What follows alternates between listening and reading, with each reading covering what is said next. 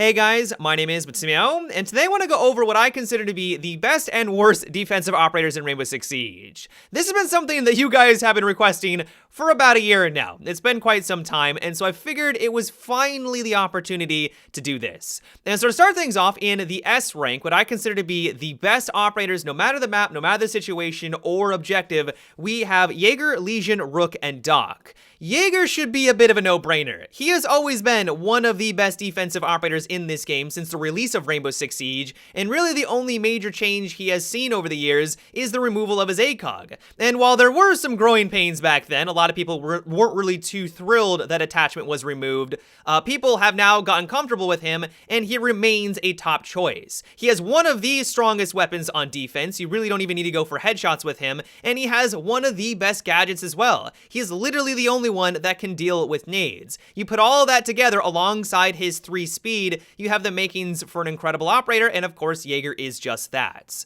Now as for Legion, he has slowly grown in popularity, and I think that's because people finally realize that he is one of the most versatile gadgets. It can of course be used to gather information, you know exactly where all of them are located, and as soon as one activates, you can relay that information to your team. You can use it both offensively and defensively. Wanting to stop an Ash rush, put it in those lanes where you assume she's gonna rush from, and that's gonna slow down their progress. If you're waiting in the wings and you hear them step on your gadget, you can quickly round the corner and take them out because you know exactly where they are.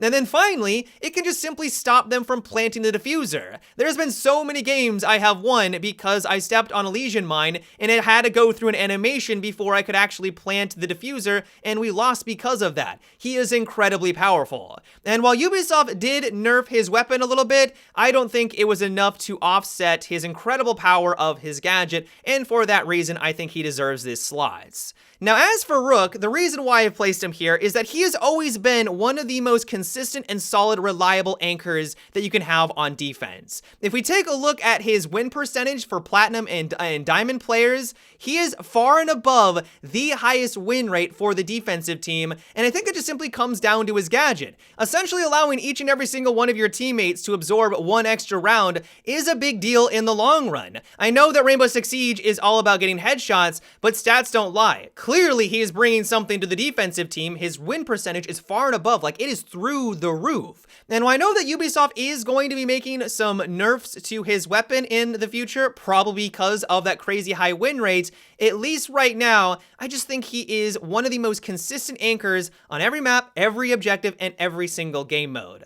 And then finally, we have Doc. I realize I might be a bit biased here because he is my most played operator in the game right now, but just like Rook, I just think he is an incredibly reliable anchor. He has a laser beam-like accurate weapon to get those headshots, and if the enemy isn't able to get a headshot against you, he's able to heal that damage and get him back into the action. He's able to heal his teammates, revive teammates from a distance, which no other character can do, at least for the defensive team. I have won more games because I was able to get myself back up to full and then clutch out the round. If you play it properly and you're able to heal enough, it essentially requires the offensive team to go through 6 players worth of HP, which of course is incredibly powerful. Moving on down to the A rank, we have Echo, Mira, Bandit, Smoke, Valkyrie, and Maestro.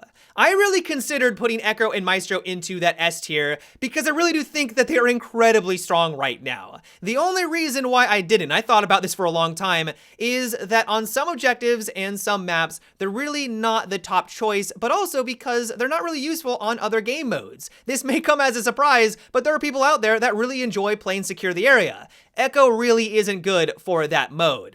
And so with that in mind, Echo has come a long way ever since he came out. I think last year I put him into the C rank because back then he really wasn't all that competitive. Now that Ubisoft has increased the damage of his primary weapon, he now has access to 2 drones instead of just simply 1, and his teammates can look through the drones and make callouts. It has really elevated him to, I think, one of the best defenders in the game. The same story is basically basically true for Maestro. He has 2 cameras that are really challenging to deal with. In his case, they're practically indestructible, unlike Echo, where they're just hard to see. He can make callouts, teammates can make callouts through them, and he can peer through smoke and pester people that are trying to plant the diffuser. You put all that together alongside an LMG that has access to an ACOG scope, this is something that the offensive team has to work around, which is basically the same story as Echo. Now, as for Bandit, I think many people were concerned that he was going to become a bit obsolete with the introduction of Kayed. It just looked like Kayed's gadget was going to be bigger and better. And while that might be true in some situations, I don't think that has diminished how amazing this operator is. He's 3 speeds, so he's a fantastic roamer. His weapon, while a bit unruly to start off with, once you start to get it under control and understand its recoil, it's phenomenal in its own right. And then on top of that, he really is the best at stopping offense from getting through reinforcements. His bandit trick is incredibly annoying, and it can be the difference between your team winning and losing on some maps. And while I do think that Kayed has stepped into his territory a bit, I don't think that has diminished Bandit's usefulness whatsoever. Moving on over to Mira, she hasn't really seen any changes since she was released, and because of that, she has always been one of the most impactful operators. Her gadget has probably been the biggest game changer. Not because it's overpowered, but because of the way that it influences the way that you have to approach the objective. If you don't bring the tools or the strategies to work around it, you're gonna have a hard time winning that round. And while I definitely don't think that she's overpowered, I think that she's well balanced, it's her ability to manipulate the map into your favor, which definitely should not go unrecognized.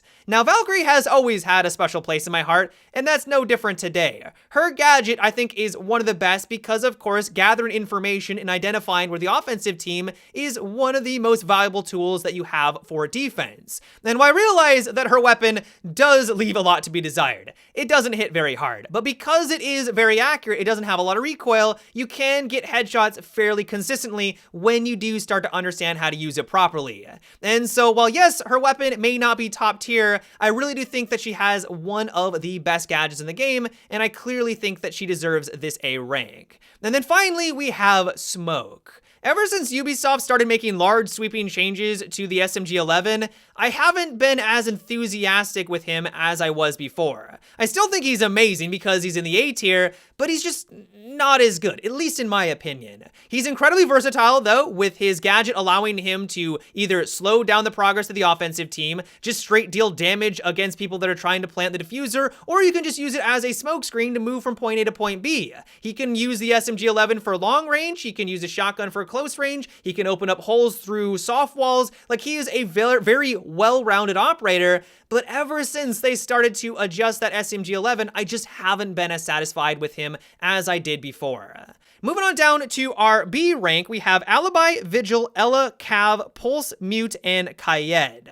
Ella has definitely fallen from greatness ever since she was released. When she first came out, she had an 80% pick rate. She had the highest pick rate for like 6 months compared to any operator ever introduced into Rainbow Six Siege. Now though, because she has repeatedly gotten nerfed over and over again, I think that she's well balanced. Her gadget brings some utility. Her weapon, while it does have a lot of recoil, it doesn't hit as hard, nearly as hard as it used to be. Once you start to understand it, it can be quite reliable in the right hands. And overall, I just think that she's a solid choice in some situations. Another operator that has kind of fallen from greatness is Vigil. A couple of months ago, I would have easily placed him into the S or the A tier, and that's mainly because he had access to the SMG-12. That thing was blatantly overpowered. But now that Ubisoft has basically nerfed it into the ground, it's almost obsolete at this point, he's in a much more balanced state. His gadget is still amazing at confusing the enemy. They have a hard time pinpointing where he is, slowing down the progress, which is the exact job of a roamer, which Vigil is. And while his primary weapon is nowhere near as good as the SMG-12 was in its prime, it's still a really reliable weapon. And while he may not be as good as he used to be a couple of months ago, I still think that he is a really reliable roamer to have. Now, as for an operator that I despise with a fiery passion, we have Pulse. I don't think he's overpowered, I don't think that he's game-breaking, but getting taken out from something that you can't even hear, the nitro cell being tossed up below you, and also because you didn't scout out the entire map, is incredibly frustrating. Other than those moments though, He's pretty solid. He has a great gadget for relaying information to his team. His weapon really isn't anything to write home about. It's just the fact that he can take you out of nowhere, which is why I despise him. Mute is someone who also got a buff lately, but I don't really think it had much of an impact on his overall usefulness. Having access to the SMG-11 has been great, but like I said, it's seen so many changes. Maybe it's just simply because I haven't gotten comfortable with its new recoil. It just seems kind of like a nice substitute to his normal primary.